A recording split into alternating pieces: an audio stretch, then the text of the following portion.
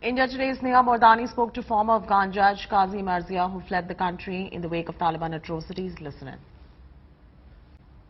What do you think the Taliban intends to do now? Because the kind of message that they're trying to send out is that this is going to be different. Women are going to be, not persecuted. We're going to involve them even in government. Do you believe what the Taliban says? Have they had a change of heart?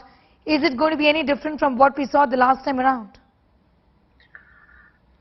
I do not believe the Taliban. People in Afghanistan do not believe them, because we know the Taliban, we know their strategy, we know who they are and what they did for Afghanistan. My personal experience with the Taliban was the worst experience I have in my life. When I left Afghanistan, the age of 43, it was not an easy decision I made. Left everything behind, my home, my status, my career as a judge, and my lovely family, my mother. Everything I left. Because of who? Because of the Taliban. Because of the Taliban, they are treating women like not as a human being. I don't know. Just they have a special nefrat औरत के साथ. It's a big question in my mind. Why Taliban? They are just hate women. Why? I don't have answer for this. Now we are seeing, Qazi Marzia, like a lot of people in Afghanistan are wanting to leave Afghanistan.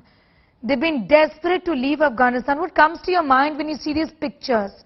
These horrific images of people actually trying to get onto the wing of an aircraft and then losing their lives in the process. Just trying to escape the country. Some people have picked up their children and given it to the UK forces that anywhere but Afghanistan. What comes to your mind when you see these pictures and reports? Of course, all my bad memories coming back, and I feel so sorry about my country, about my people. We don't deserve this, to be honest. We worked very hard to achieve something. Just we lost everything for one night. Of course, it's difficult for me to survive, to see my people in this situation. It is so tough for me, for every woman in the world. It's tough. It's difficult. It's difficult.